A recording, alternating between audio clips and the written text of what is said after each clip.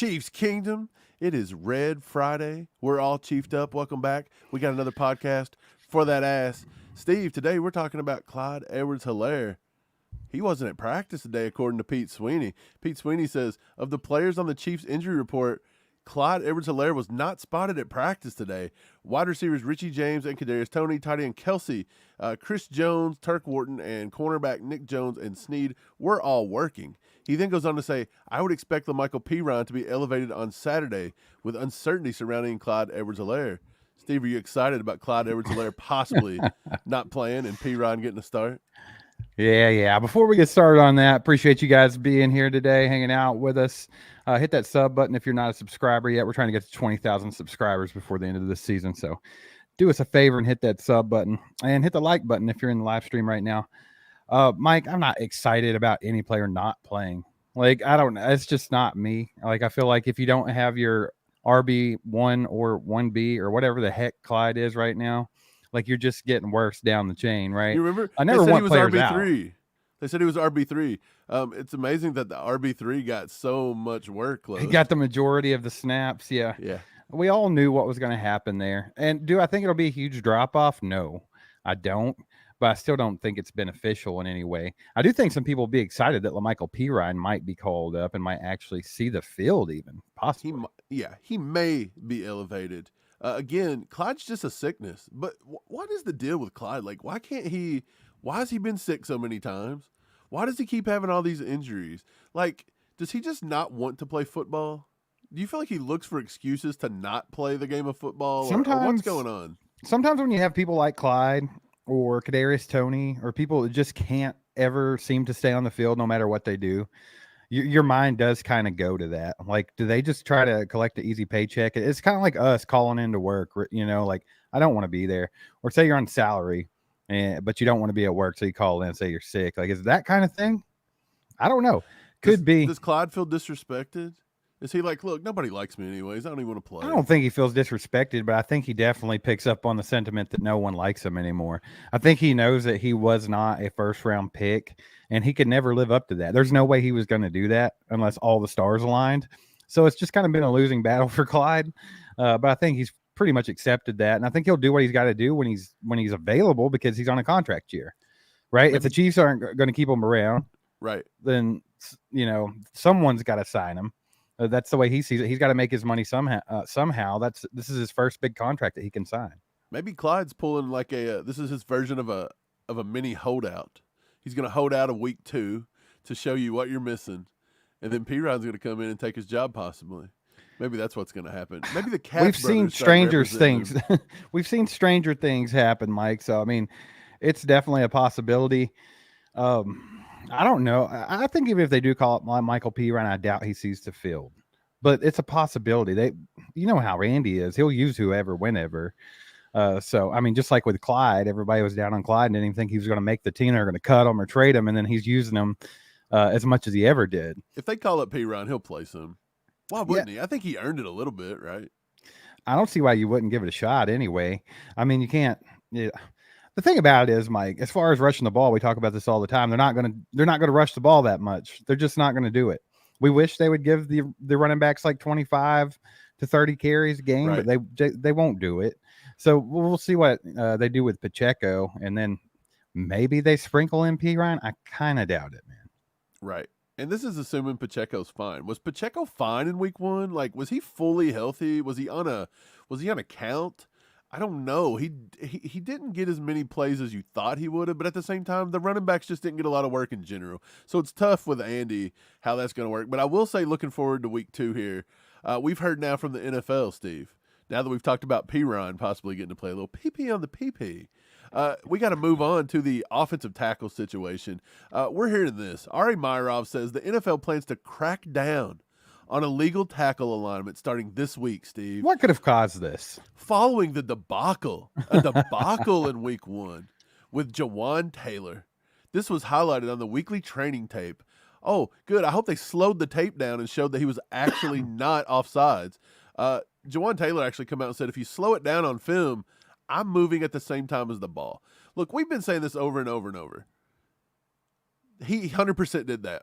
If you slow it down, there may have been 2 3 snaps I'll give you where he may have flinched one minuscule tiny millisecond before that ball snapped. But with the eye test, he was spot on with the ball every time. And the only reason this was a big deal was because of 2 clowns in the booth that didn't have nothing to talk about. It's that, and also just the casual fans of the NFL's absolute hatred for the Chiefs because the Chiefs are really good right now. 100%. That's pretty much what caused this because, I mean, we've been watching this for years, man. We talked about it with Lane Johnson. You've seen it with Jawaan Taylor when he played for Jacksonville, and it was fine.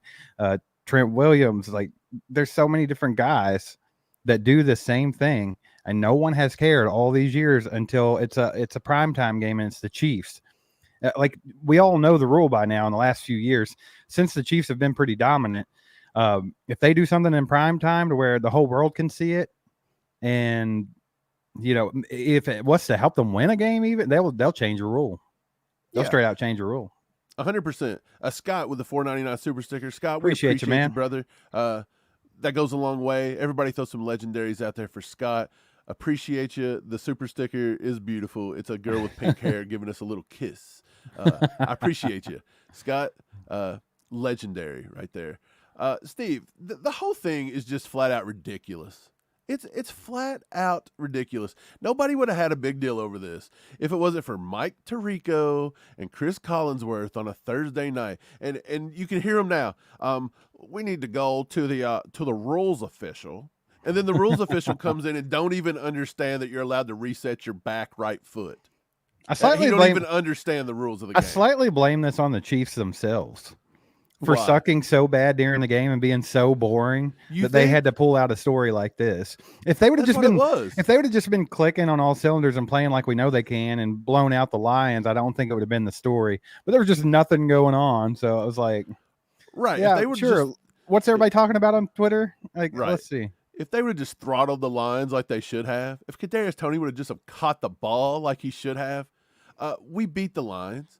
And Mike Tirico was right. Everybody, Mike Tirico.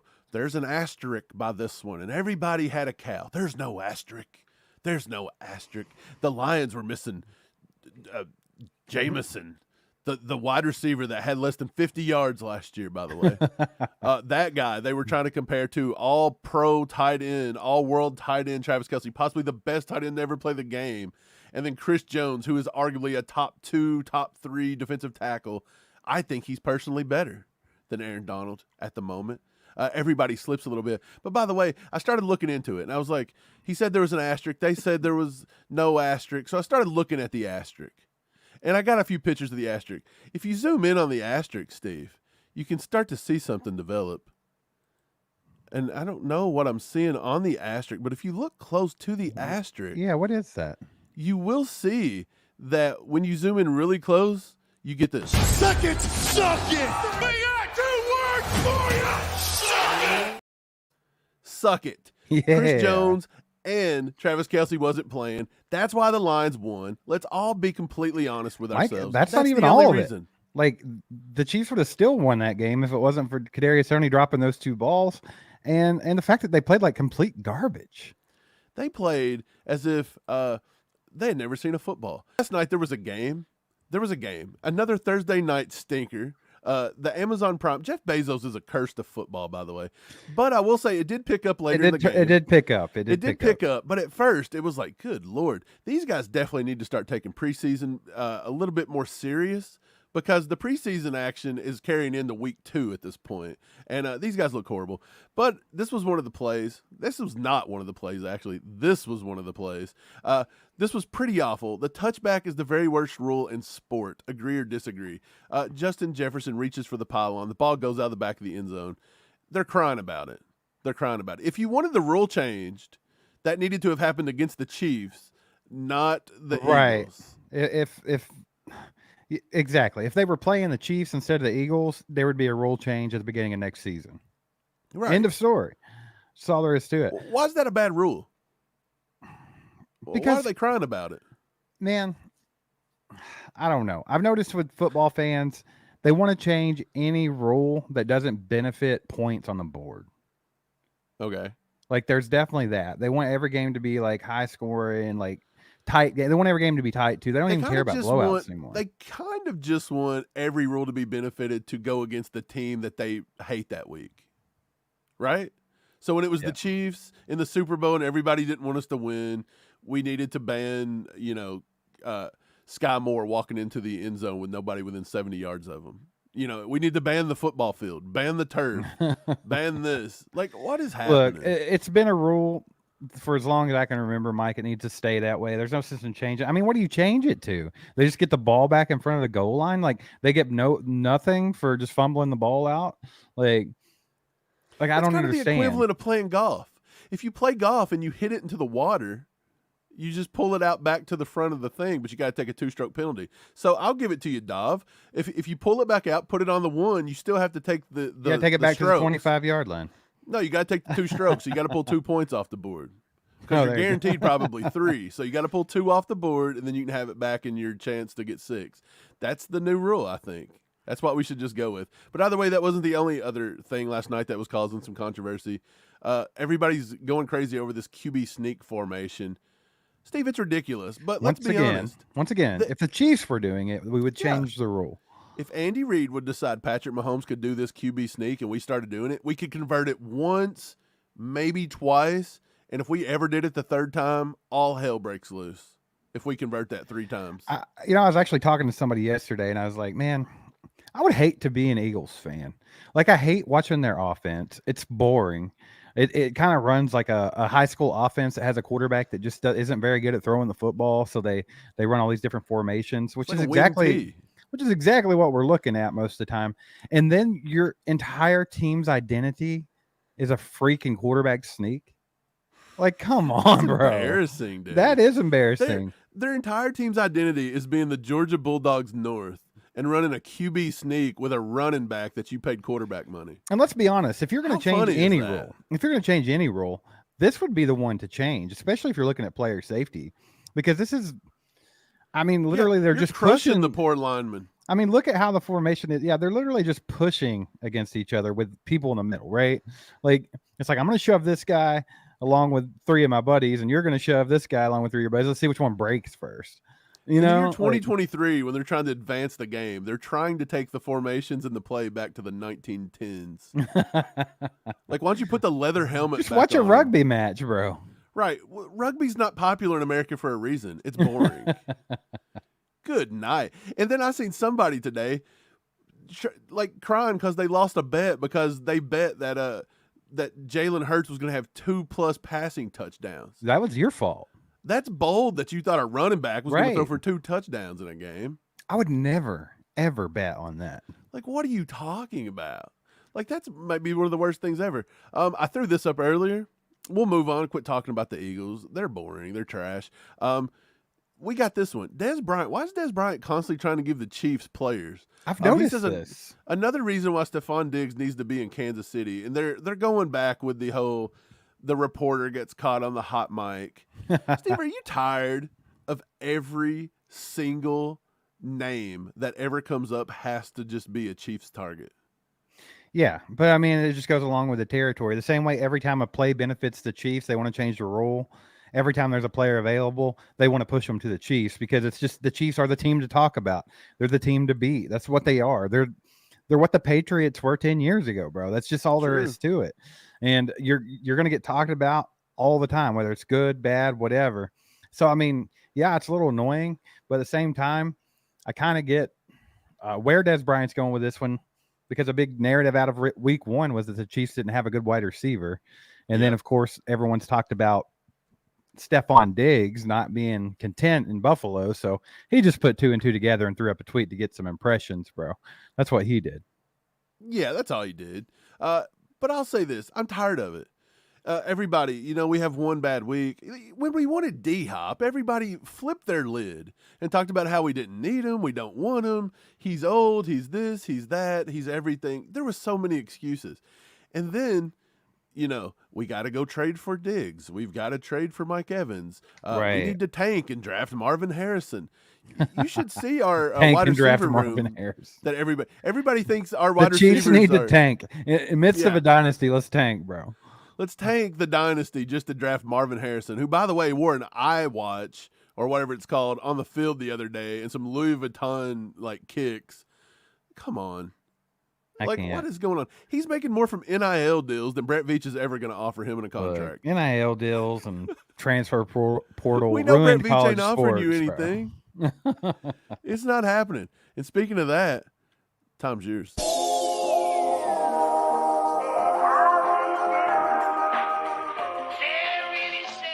That time's yours. Time's yours. Time's yours, Chiefs Kingdom. Let's take a look at some of these comments Mike managed to dig out of oblivion. We did.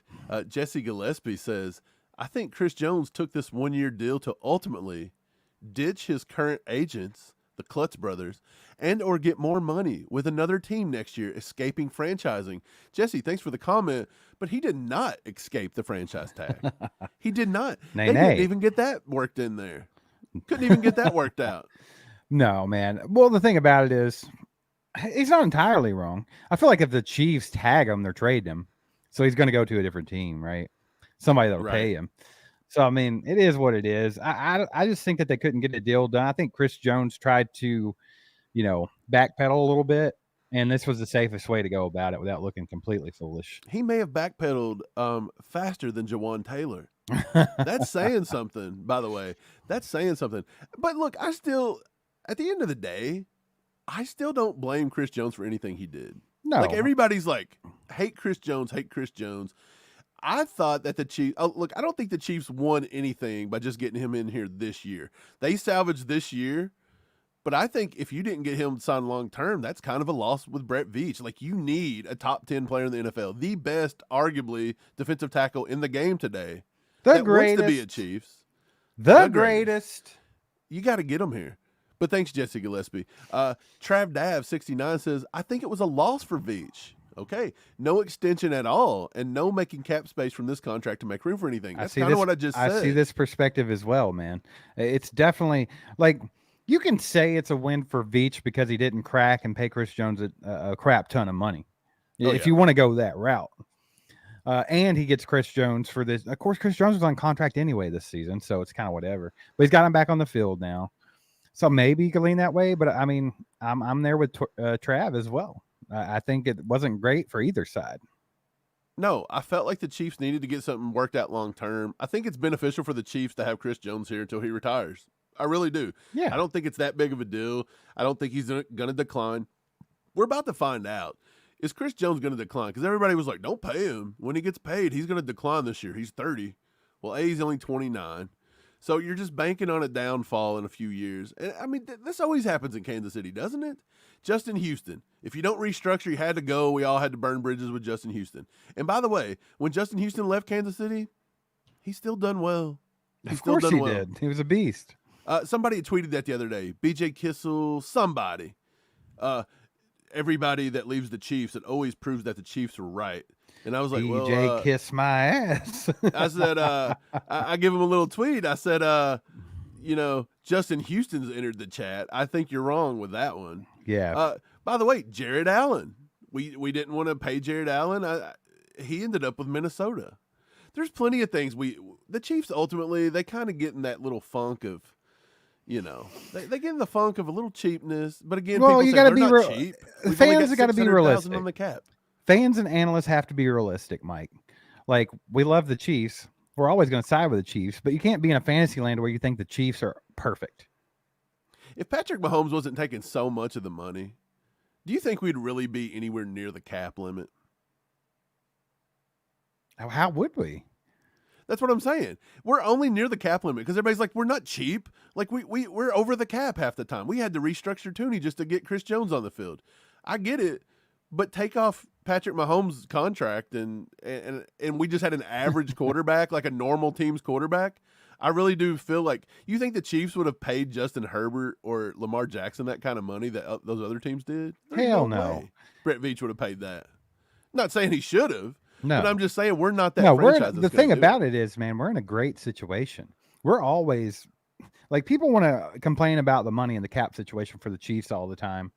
And I get it. It's always tight. Brett Veach has to literally, he's on a balancing beam, right? Like, that's what Brett Veach does all the time. Tight. It's so tight. It's tighter than He couldn't pull a needle out of our salary cap's ass with a tractor. It's so He couldn't tight in do it. there. That's how tight it Couldn't do is, it. brother. It's slippery. But yeah, the thing about it is, we're still in a great situation. People don't understand that it could be much worse. We could have an average piece of crap quarterback like Lamar Jackson or Joe Burrow, Justin Herbert, paying them astronomical. You just said Joe Burrow was an average piece of crap quarterback, Well, and I you mean, put Joe Burrow in there. Is that true? Did you watch week 1? I'm just saying. Okay, 80 what? 5 yards? Either 6 yards? way, even if you say he's good or great or however you want to say it, Joe Burrow hasn't won squat an AFC championship 1 year. That's it. He's beat Mahomes 3 times. And we're playing like they're paying this guy an astronomical money. Like that's going to come back to bite them. Just wait. I mean, they're already there's already turmoil because they don't know what to do with T. Higgins now. I wouldn't be surprised if they don't trade him before the trade deadline. That's another one. The Chiefs, we got to get T. Higgins too. Oh, Our that's an receiving core is interesting going to be question. amazing next That's year. an interesting question right there. If the Chiefs could land one big receiver, which one would you rather have? Would you rather it be Stephon Diggs or would you rather have T. Higgins? Which one would you pick? I don't know. Like you're not getting Stephon Diggs is not going to get traded. I understand. They're neither of those teams are going to deal with a better the Chiefs. shot at T. Higgins if he goes to the free agent market. But Right. that also assumes that Brett Veach is going to pay him what he's going to get, and he's not going to do that. Mike, let's quit looking at it so broadly and with a lot of Quit looking good at it reasoning. as from the perspective of right. Brett We're Veach will not hey, do it. just imagine you're in the fantasy land that most Okay. people are. Okay, Gotcha. which one are we getting, bro? Which one do you like better? I would rather for Patrick Mahomes, I think, have Stephon Diggs. Yeah, I could go with that. I like Higgins. But Higgins got Two? more years to him. Yeah, it depends on how you look at it. I feel like Stephon Diggs Stephon has Diggs some really as baggage. mean as the reporters say? It has some baggage. I think Stephon Diggs is kind of a D bag. He come out and said that was BS and that Oh, he's always whatever. nice and he's nice to the cafeteria lady. Mike, He was how many nice to times his have we teachers seen in him? How many school. times have we seen him squalling on the sidelines, bro? Like this guy, there's definitely a touch of Antonio Brown to him. Like If you had to play with Josh Allen, I mean, I you understand may. it. I'm not saying it's not warranted, but either way, I think like the safe play would be T. Higgins. The best play, like the highest possible ceiling, would be Stephon Diggs. Right. But then again, T. Higgins, I mean, I think he's got a little bit. He's a beast. He could be a game breaker, I think. Is T. Higgins just a better he's just a better MVS, right? T. Higgins? Kinda. No, The way he he's plays? much better than MVS. He's a better MVS. I'm just trying to say that. Like he's that guy well, though. He's the big what does he not do? Like what does he stretches do the that field. MVS doesn't though? He freaking Catch the high points ball. balls and he makes contested catches, man. Like Right. that's why I couldn't put MVS in that category Well, Patrick Mahomes because throw him the ball. I honestly think he would. I do. Well, you think he'd have kept going to MVS after he had such a good first half, and he didn't do that in the second half. Well, MVS has to be pretty open for Patrick Mahomes to trust him. I've noticed that. He's not throwing a contested ball to MVS. He won't do it. And with good reason. We've talked about how before MVS isn't aggressive enough. He doesn't high point the ball. Mhm. So why do it? You're just putting yourself in position to get a batted ball picked off, blah, blah, blah. You know the luck of the Chiefs. If a ball, deflects Kadarius anyway, Toney there's going to be literally someone standing catches there the to ball. hold it. He literally catches the ball, and it ends up being a pick six. Right. Like the dude had enough time to put the ball away, have a hot dog, drink a little Gatorade, and at still some handed the point- ball. At some point, Mike, you can't say would Patrick Mahomes throw him the ball because, I mean, just imagine if the Chiefs had a Justin Jefferson. You can't not throw that guy the ball. Like at some point, Patrick Mahomes would have to. We had Tyreek Hill, and he left because we wouldn't throw him the ball. is what Well, he no, said. we threw him the ball. He had the most freaking targets of anybody. He left because he wants all the targets. He wants all the attention. All eyes on me, Tyreek Hill. Give me at least 25 targets. That way I can pad my stats and make it look like Look, I did something The spectacular. Dolphins are running. 200 yards receiving. The Dolphins are Yeah. running their offense through Tyreek Hill. The Chiefs Yeah. will always run their offense through Patrick Mahomes. 100%. And that's So it why does he not left. matter if he has the Justin Jefferson. They will not run the offense through Justin Jefferson. No, they won't. But I'm just saying, at what point Patrick Mahomes, at some point, the caliber of the player on the field, the receiver, demands the attention of Patrick Mahomes. Like, I know, like, if you're Patrick Mahomes, you say you don't really look at some of the guys. Like, you wouldn't look at Noah Gray, you won't look at this. I'm Like, just playing who's he all- devil's advocate. I know right you are. now. I know you are. But who does he always look at?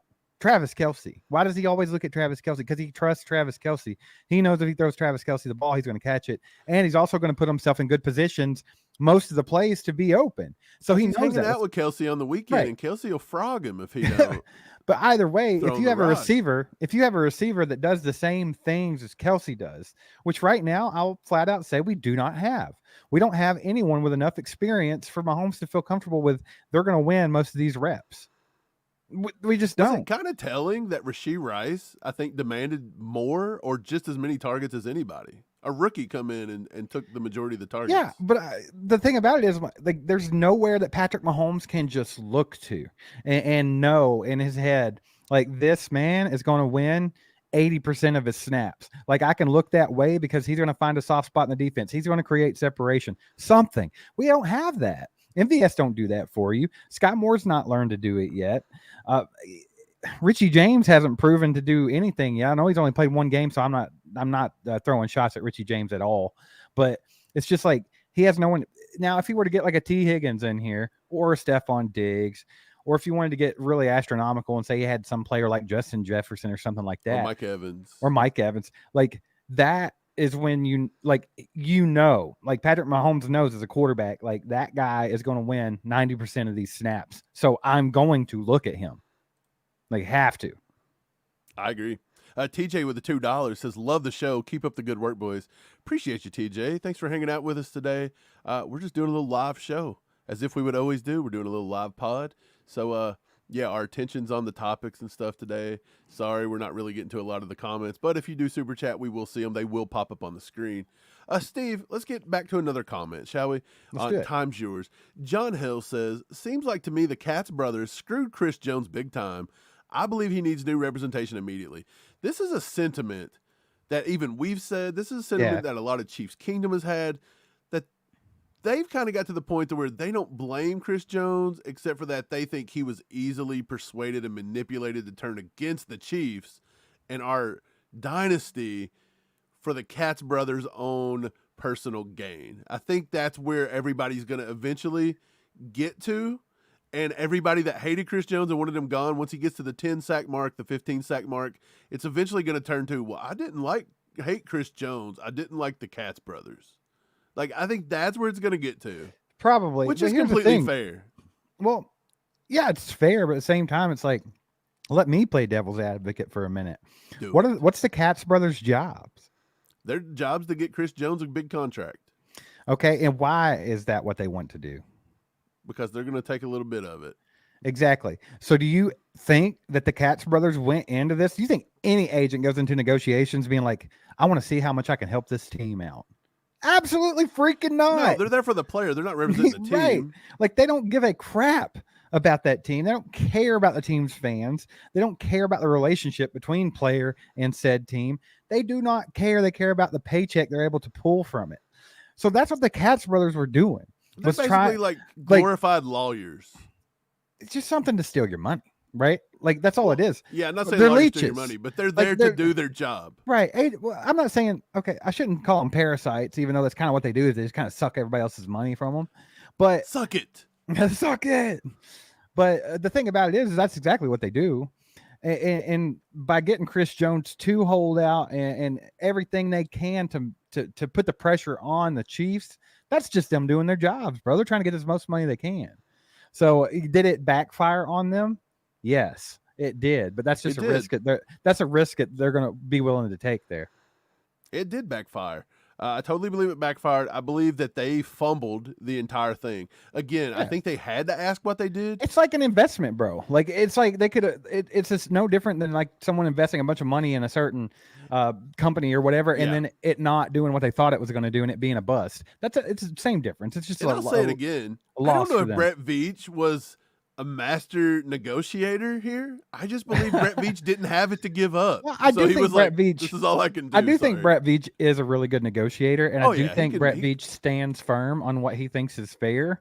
But I'm with you. I think there was a little bit playing into it that he just had no other option, so it was easy for him to stand firm. Right. You know what I'm saying? If I was gonna open a an ice cube company in northern Alaska, I would have Brett Veach trying to swindle people out of it. because he'd probably sell it.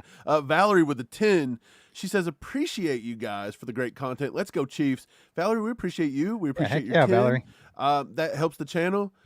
Thanks for being here. Thanks for watching, and we appreciate you a lot, actually. Yeah, thanks so much. You're a legend. Put legendaries in the chat for Valerie. Legendary. We also have a 2-bomb from Paris Jackson, not to be Paris Jackson, who Michael Jackson's daughter, but we got Parrish, and I misread that, and I was like, whoa, Michael Jackson's daughter is watching our channel. As a Chiefs fan.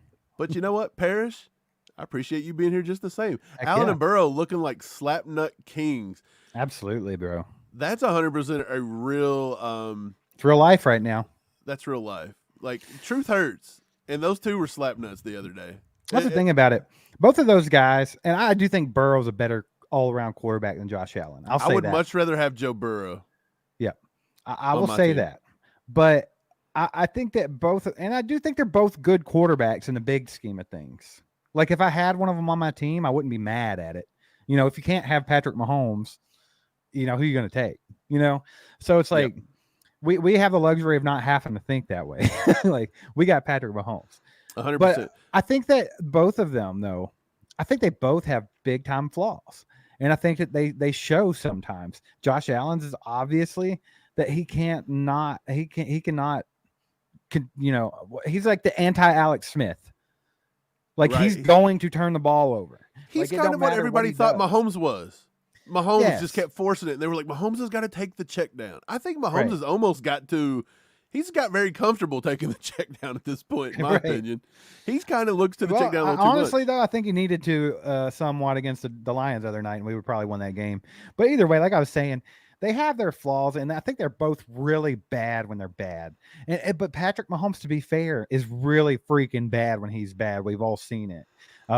Heck, it almost flashed he almost did it again in the AFC Championship game last year when he pulled the snap out and let the ball slip out of his hand. I was like, here It's he when goes. When Here he Patrick freaking Mahomes goes again. when he goes to the clone Mahomes. Yes. McClone. And he's like it's like he forgets how to play. Like, it must be Yeah, something yeah. to do with, I don't know. But the thing about it is, Mike, like my point that I'm getting to, I feel like they hit that point much more often than Patrick Mahomes does.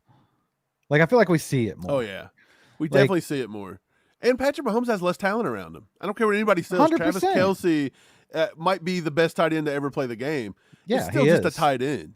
He doesn't have elite speed. He's a wide receiver. He's not shifty. Like, it's not. I mean, he's shifty, but let's just say he's not like Stephon Diggs' athleticism. Right. That's all I'm trying to say. Like, he don't have that. Paris Jackson, thank you for the $2. Appreciate it, man. Valerie for the 10. We appreciate legendaries in the chat. We also got a 10 from Terry. Terry, nice to see you, Terry. What Miss Valerie said, smiley face. That's a wink, a little winky dink. So she appreciates us for the great for the great content. Let's go Chiefs. Thanks, Terry. We Terry. appreciate you. 10 bomb, that goes a long way. We appreciate you. Legendaries in the chat for Terry, Parrish, Valerie, TJ, and Scott so far, who have all donated. Steve, let's get back to another comment here. We just read this one about the Katz brothers, you know, screwing Chris Jones. We all kind of agree that that's where everybody's going to end up. We got one here from Jesse Joseph Knox. What a I name. like to debate, says Jesse. When I disagree with y'all, I say it. When I'm in lockstep with y'all, I'll say it. Mike, this is me.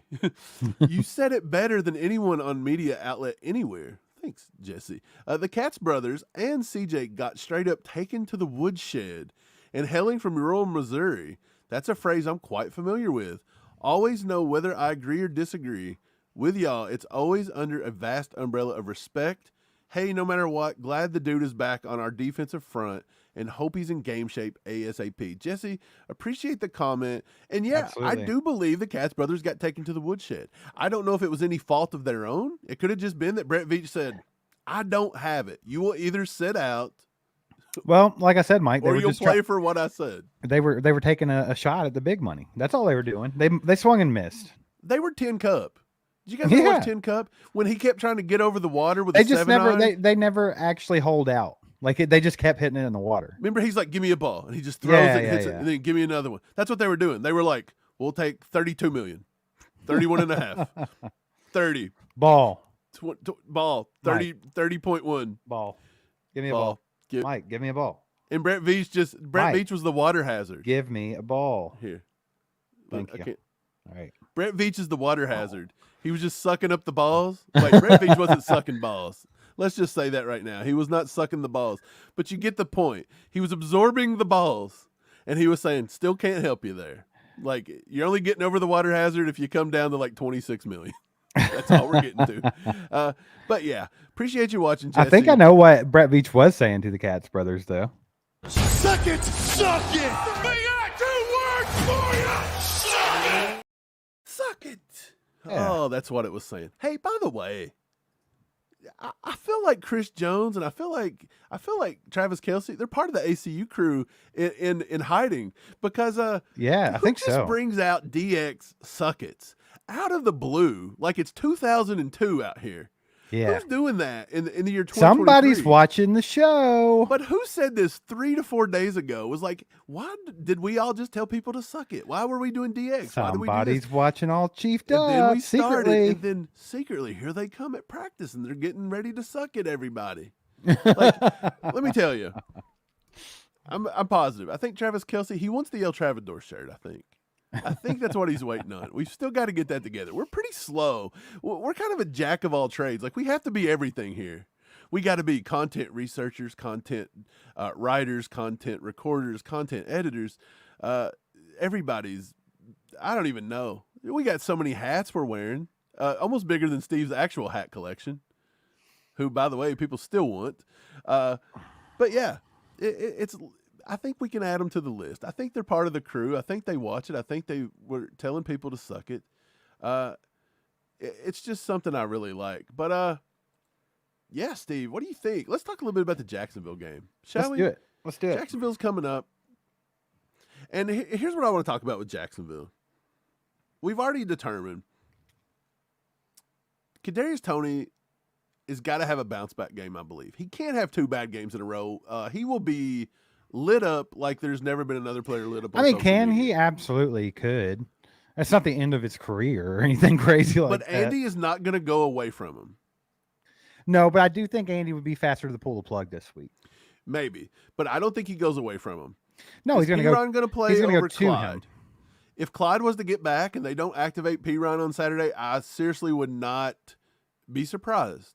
Is Jawaan Taylor going to get bullied this week about Possibly. that call? I think It's they very might start- possible they may try. Yeah. But I'll tell you something. I watched a lot of games this weekend, and everybody was lining up the same way. Everybody was slightly jumping. That's the main thing I wanted to talk about was people were like, okay, well, he's moving simultaneously to the ball, but he's lining up wrong. It's illegal. And it's like, you can pick any team this weekend and go back and look at their offensive line. They're all in the same position. Every damn one of them. Like there's one By play. the way, he said he asked the officials to let him know if he's lining up too deep. That's and the what the officials officials never do. corrected The it. line judges always do that. That was the whole thing about with the D D Ford controversy. Was even Andy Reid was like, normally they'll let him know if he's over the line like that and tell him to move back, but they didn't do it and they just threw the flag. Right. So I mean, JT actually had sent us a tweet with that D Ford and said and the that tackle was lined the up. tackle way was back lined up the there. same way, and Yep. D Ford was trying to close the gap. But I think D Ford was just that big-headed defensive tackle next to him. He couldn't see the ball, so he was trying to inch forward to see the rock, and his head goes over the line of scrimmage. Well, you saw the Eagles actually got called for being in the neutral zone last night too, for the same type of situation. The tackle was way back off the line of scrimmage, so naturally their edge rusher had his head sticking out a little too far. Right. You just kind of do it. Scott with a 10 bomb super sticker. Appreciate you, Scott. Again, Thanks, Scott. Scott, you're the man. Appreciate the support, my man. Appreciate the support for sure. Legendary Scott. Scott's been working his way up to the legend status lately. He is. He's getting legendary. Enrique with a 2 bomb. Steve's day off and ACU goes live. Next step 24/7. That's the plan, Enrique. Steve did get a day off, and then we said, well, let's just talk. Let's some work the Chiefs. whole time. Let's do it. We get a day off from one, just more time for the other. Appreciate you, Enrique. That 2 goes a long way. We appreciate you. Legendaries for thanks, Scott man. and Enrique. You guys are awesome. Put a little ketchup in the chat for Enrique. I don't know why. I just want to. I want And to some legendaries for Scott. give him some ketchup. How about that? But yeah, Steve. So we've talked about all this stuff going on. Yep. This is the one thing we haven't really spoke about. Do you think? Okay, we think Chris Jones is going to be back. We think he's probably not going to be on much of a snap count. I think Spag said today that he couldn't hardly get him off the field. Like, he's wanting to be out there. He's very high energy. He's in good shape. We think Kelsey should be out there. So that just reported there. While we've been on here, I've seen a tweet. Okay. From Schefter, I think. They're planning on Kelsey and Chris Jones playing, starting. So okay, good deal. So breaking news, Schefter, not Shetfer, right? I'm pretty sure it was Schefter. I don't remember. Hey, everybody reports. It definitely Adam wasn't. Shetfer. It definitely wasn't the fake account. It might. I'm just saying it could have been a different person than Schefter. No, I think that he's probably going to play. We said that the other day. I think if Kelsey could have went against the doctor's orders, he'd have played last Thursday. But I think he's back. If he's out here, you know, if he's at practice and he's feeling good enough to do this. Suck it! Suck it! We got 2 words for you! Suck it! That knee. He had the compression sleeve on. He's telling people to suck Mike, it. He's ready to go. Somebody's watching the podcast. Somebody's watching. Kelsey, here's what I want you to do. I want you to come out. I want you to be elite this week. But we got to get back. I think we're going to be back. I think we're going to look closer to the Chiefs, what we thought we would look like, way closer this week than we did in week 1. I think week 1 something felt a bit off. Yeah. And I think it was Kelsey and Chris Jones missing. I really do. I think we're going to look – I still think we're going to struggle just a little bit. You're not going to see us look as crisp and clean because, again, now this is these 2 guys' first game back. Week 3 against the Bears, I think we'll take them to the woodshed. You want to talk about the Katz brothers going to the woodshed? We're going to beat the Bears like nobody's ever beat the Bears, I think. But we still got to get a win this week. We still got to get the win. You got to claw in and get it. Hey, from now on, when a Chiefs fan posts Adam Shetfer thing into a group and tries to pass it as real news and everybody's going crazy, we just call them all Shetfer brains. Yeah, I think I will. Thanks, Ozark. Good call, Ozark. That's a good one. Yeah, but I think we got to get the win. I think we will get the win, but this is a tough Jacksonville team, Steve. I think their offense even looks better after 1 week with Calvin Ridley than it did last year in the playoffs, in my opinion. Yeah, of course. They're just getting better. They're young anyway. Like, it was funny last year, Mike, because before the season even started, I'm just going to toot my own horn a little bit here. Toot. But, Mike, I told you Jacksonville would be a playoff team because I said Dougie P might win Coach of the Year. Yeah. And you said they're not going to get to the playoffs this year, but I think they'll have a better year. Well, guess what? They got to the freaking playoffs. So, toot. Yeah, but anyway, they're just getting better. They're a young team. By the way, AFC South sucks. They do. They're definitely the most explosive offense in the AFC South by far. Hey, Andy struggles with AFC South. He does, but they play differently than other AFC They do, South teams. And that's why I think we always match up with Jacksonville better. Like, I feel like you could pull the Eagles to the AFC South sometimes, but then again, sometimes they're a little more explosive. Or Baltimore, something like that. But Jacksonville don't really fit the mold of the AFC South team, so I don't look at it the same way I do like the Titans or whoever. But they're a good team. They're very young, and they're getting better. They have a really good coach. He's a freaking Andy Reid descendant. He's an Andy Reid disciple, if you will. So, I mean, we all know he's a good coach. He was our offensive coordinator. He went to the Philadelphia Eagles and won a Super Bowl with them. Yep. So we know that Dougie P can get the job done, and he has this really young team. And then they add someone like Calvin Ridley and get him for, pennies on the dollar. Like, dude, what a steal.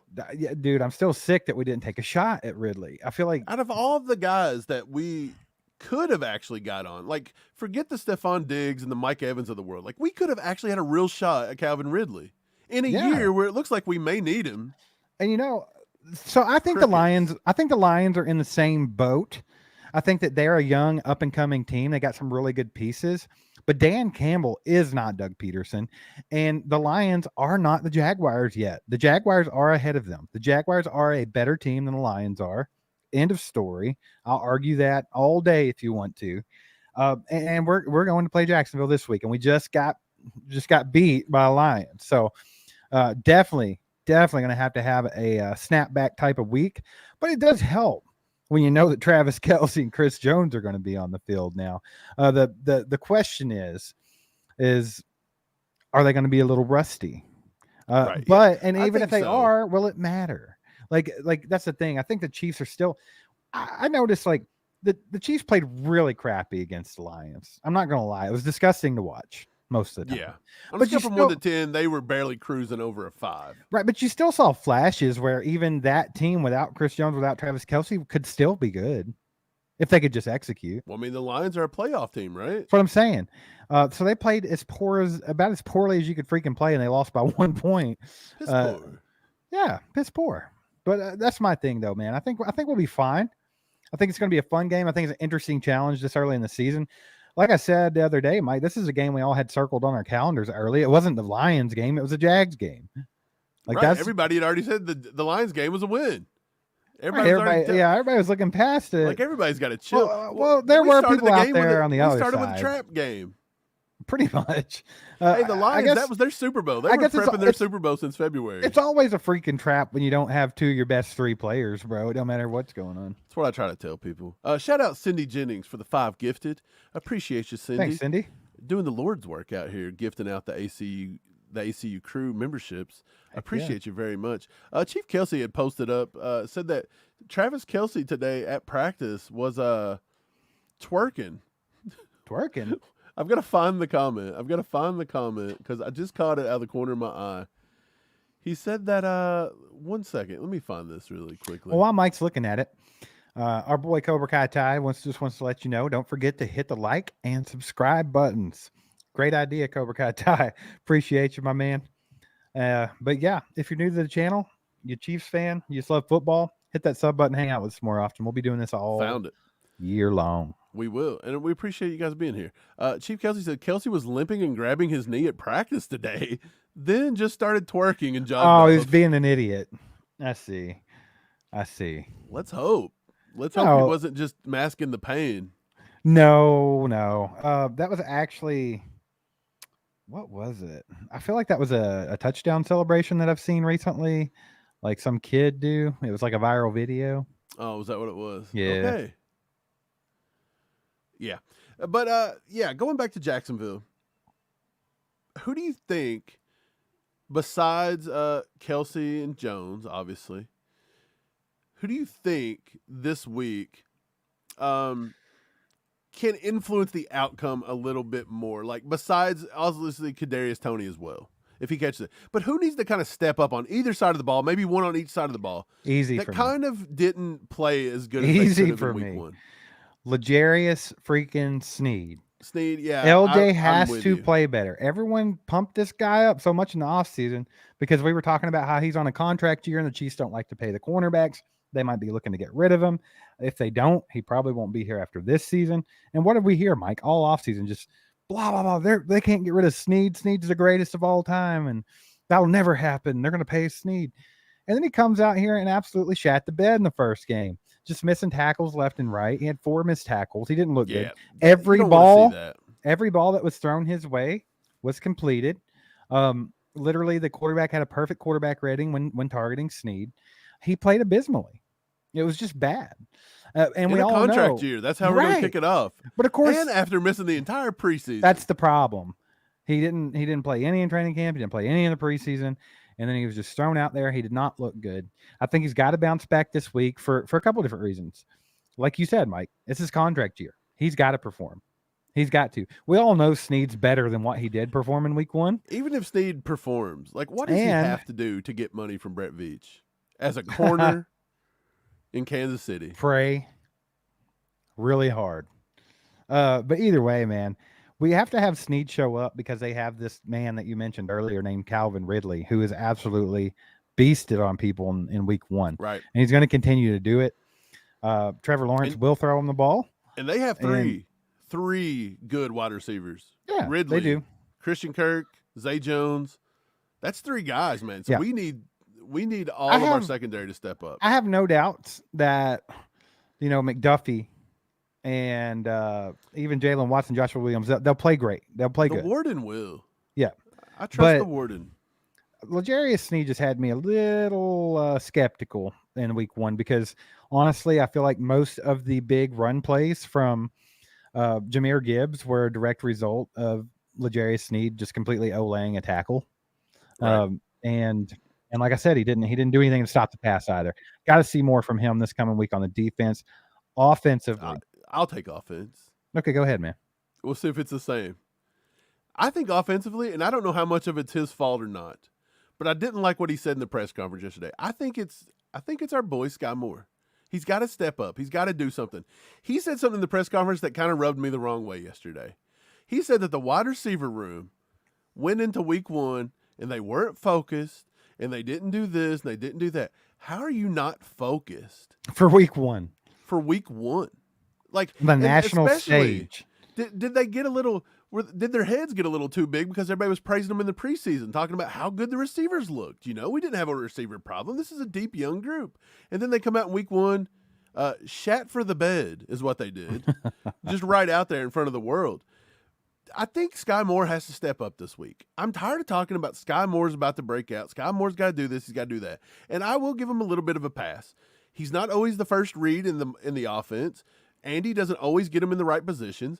Nagy doesn't always get him, going in the play calling early and often. They don't get him touches quick. He don't even run the right routes to suit what he does as a receiver, to be honest, majority of the time. But you got to put up or shut up at some point. Like, Sky's got to come on, because right now Sky looks like he's borderline bust at this point. How long do you give him before you call him a bust? The entire year? Do we give him 8 weeks? Yeah, exactly. But the thing about it is, Mike, I've said this before. I think that he's just not being put in the right position. But the thing about it is, it does still fall back on Sky Moore ultimately, because you're going to have to do something to separate yourself to be put in that position that you want to be in. Like, you need to, whatever they're asking you to do right now, you better do it damn well, and just keep doing it and see if you can flash. If you've got Andre Cisco with the light bulbs go off. Yeah. And then it works. And then they'll be doing it more often. Yeah, I totally agree. I think that they just have to get Sky more involved. Sky more involved. Yeah, more, baby. It's right there in his last name, Nagy. Get it going. Andy, if it's you, get it going. I feel like we need that from I even feel like Patrick Mahomes needs that a little bit.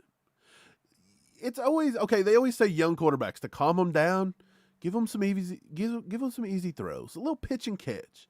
Yeah, for sure. Why can't you take an elite talent like Patrick Mahomes? Why don't you get him going with a little pitch and catch early, and then boom, third quarter comes around, this guy's fired up. He's feeling good. He's 27 for 30 by halftime, and he's ready to launch it. His head's this big.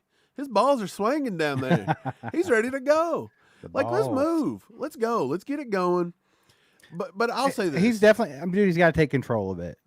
I'm just with you. He's got to take control of his own situation and do it, or else he's going to be a bust. You have to. We'll talk about this a little bit more. We'll either do a video on Saturday or Sunday morning before the game, where we'll give our predictions and our player of the game and all that good stuff that we like to do.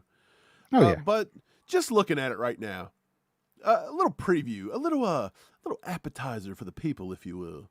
A little mozzarella stick before the steak come on out. A mozzarella stick. What do you think? A bread stick. A little bread. A little Texas Roadhouse roll. Cinnamon butter. Give him a little sample here, Steve. In your opinion, do the Chiefs get the win this week? Do you think we get it, or do you think Jacksonville's just going to be a little too much at home? And that's a completely fine thing to say. I'm not pulling your Chief man card if you say that Jacksonville's going to be a tough team. That's a great team. I think it's going to be a very tough game. I think that Jacksonville's a much better team than the Lions even were. We beat them in the playoffs last year. We got the target on our back. But you got to go in and get it done if you're the Chiefs. You have to. Especially after the week 1 performance, you don't want to start the season 0-2. you got no excuses this week, because you're going to have Kelsey back. You're going to have Chris Jones back. You have to go out and get it done. And I think the Chiefs will do just that, and they'll right this track a little bit. That way we can get back to focus on winning, back-to-back here, a back-to-back Lombardi. I think they got to get right on the back on the right track, because it's definitely didn't start out the way they wanted it to this year. Right. I agree. I'm with you. I think it's definitely going to be a tough game. I just cannot. Okay, look, everybody thinks that the Chiefs should always be, 10-point favorites, 14-point favorites. It never works out like that. Why do we think? We never get the comfy No, games where we get we to kick don't our have feet those. up and relax. So why do we think going into Jacksonville, and they're better than they were last year, why do we think we're going to get that this year? And if we do, amazing. Would love to have it. I can't see us winning this game by no more than a field goal, and it's going to be a nail biter. It'll be a tough. It always is. It always is. Well, I mean, I feel like at this point, even in the Mahomes era, with the greatest, the greatest. Yeah, you still have to fully expect that at this point. If you don't go into any Chiefs game expecting it to be like a nail biter, then you're just setting yourself up for extreme anxiety. Afternoon. Yeah, you are. You're a little tired. You just have to accept it before it ever starts. That way, it's not so bad. Right. But that's what I think will happen, man. I think the Chiefs will play. It'll be a tough game. Jacksonville's not going to lay down. Jacksonville's not going to get blown out at home. I don't see it happening. And what's a blowout in the NFL? Almost a 10-point game's a blowout in the NFL, right? There's a lot of parity goes along. So I would say over 2 scores. You got to get over the 2-score mark. So you say anything over 10? No, I'll go 14. You want to say 2 touchdowns? Yeah. That would be, yeah. I think if you can get, say, 17 points is slightly a blowout, right? What do you think our defense does? Let's talk defense just a little bit. We've ran Just the real offense quick. into the ground. Really quick defense. Can the defense play? It's a good play test. better than we did last week with Chris Jones back and with Snead turning it up a notch? Maybe we play a little better. But do we hold Jacksonville under 21? If they were to hold Jacksonville to 14 points the same way they did the Lions, then our defense is 100% legit. They're top 5 if you do that. Yeah, absolutely. If they can hold them to 14 freaking points, they are legit. The chances of them doing that are slim because Jacksonville just has too many weapons and too many different ways to score the football. Slim Jim. But we'll see how it goes, man. I'm kind of expecting. I'm not throwing out any official guesses yet or anything like that, but I would think that if they can keep 21 points or less on that board, like there's no excuse for us to lose the game. I agree. I think Jacksonville's defensive backs coming into this struggling a little bit. I think this is a great opportunity for our wide receivers. Mahomes didn't have the best game. I don't want to say Mahomes had a bad game, but he didn't have his best. So I think they got a good opportunity to have a bounce back game. I think that our offense can get to 30 pretty comfortably. They should. If we have trouble hitting 30 this week, we're just out of sync. It's that simple to me. I feel like with our offense, I know it's impossible to hit that mark every week, right? Right. That's just ridiculous to think that you could do that. But I feel like we should be able to do that. Like I'm that confident in our offense with Patrick Mahomes. Yeah, I feel like we should hit 30. I feel like games where we only score 20 points, even like 20, say we even score 28 points sometimes and we win the game, I still feel like we kind of could have scored more. So you know again, what I'm saying? If our defense can hold them to 3 touchdowns or less, that's 21 points. And then more than likely teams get 1 or 2 field goals here and there. Unless you're just a dumb team that, don't want to do it. Just runs on 4th down. Hasn't the sentiment been ever since Patrick Mahomes got to Kansas City that if we can just get a defense that'll hold teams to under 30 points, we'll win every game? Right. And I think this defense is good enough that we can hold teams under 24, for 25, somewhere in that range. So we're actually 5 points better than we need to be. But the offense has got to get it together. That's what I say. But I think that's going to wrap it up for today, Steve. Do you got anything left to tell these fine ladies and gentlemen on this Red Friday? Actually, what? Both wearing some red. Red Friday. But yeah, I did have something to say. Suck it! We got 2 words for you! Suck it! Hey. What? I love it. But our people don't need to suck it. That's for everyone else. That's for everyone that's not here and not loving the Chiefs. That's what that's for. But hey, thanks for hanging out with us today. We appreciate you guys. And we'll be back tomorrow. We'll drop a podcast or covering the game like pretty in depth. More what we think is going to go on and some predictions and things like that. So make sure to catch that. Otherwise, check out our shorts that we're going to be dropping today, tomorrow as well. And go Chiefs. Have a good Red Friday.